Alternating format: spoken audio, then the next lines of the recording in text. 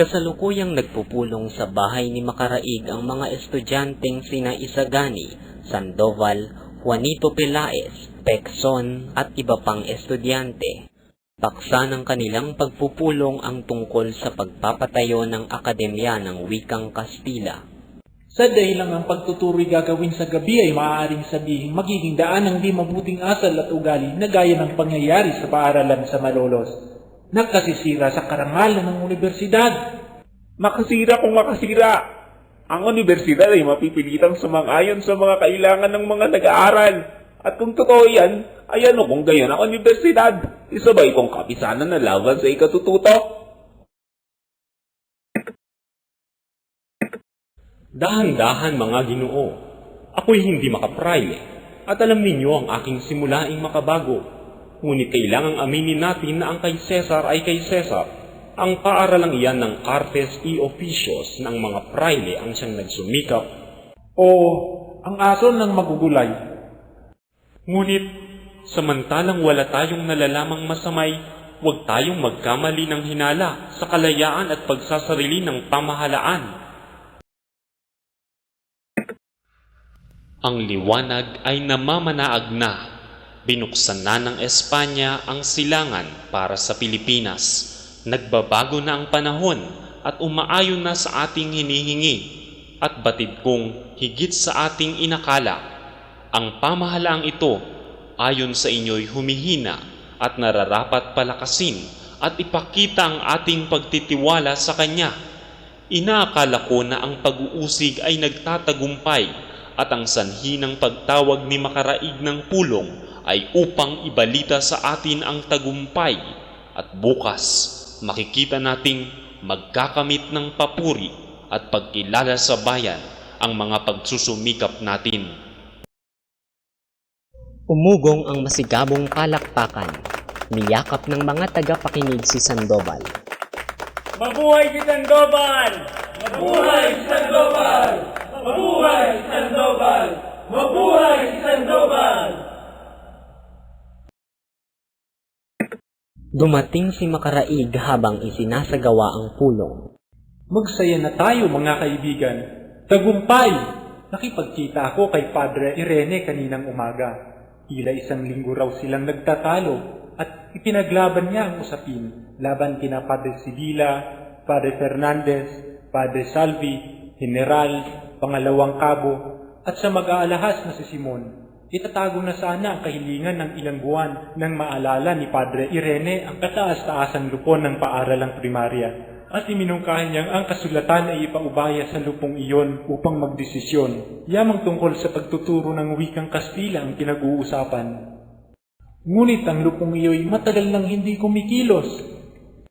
Iyan din nga ang isinagot kay Padre Irene at tinugon niyang mabuting ang pagkakataon upang muling kumilos. At sinamantala ang pagtungo roon ni Don Custodio na isa sa mga kasangguni at dahil sa kasipagan niya ay naatasan siyang magmungkahi ng dapat. Ngayon nasa kamay na niya ang kasulatan. Ipinangako ni Don Custodio na lulutasin ito sa loob ng buwang ito.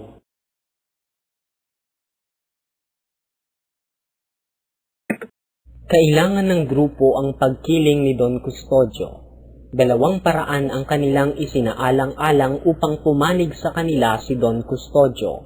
Si Ginoong Pasta, isang manananggol, at si Pepay na isang mananayaw at matalik na kaibigan ni Don Custodio.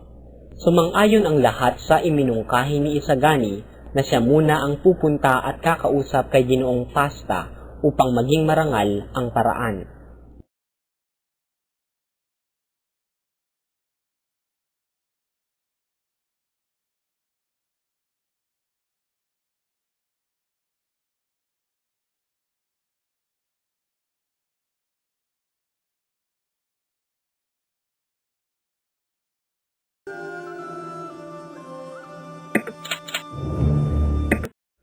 Si Ginoong Pasta ay isang bantog na manananggol sa Maynila.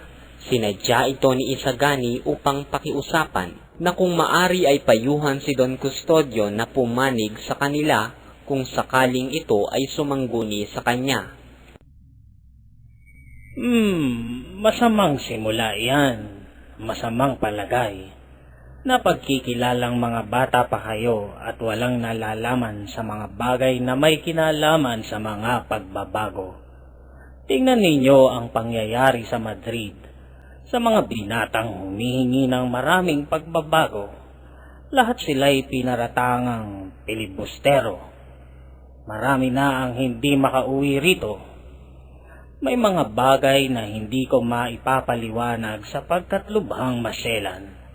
May ibang katwiran na nag-uudyok sa matinong pamahalaan upang huwag duminig sa mga kahilingan ng isang bayan. Nahuhulaan ko ang ibig ninyong sabihin. Ang pamahalaang kolonyal ay hindi lubos at wasto ang pagkakatatag at nananalig lamang sa palapalagay.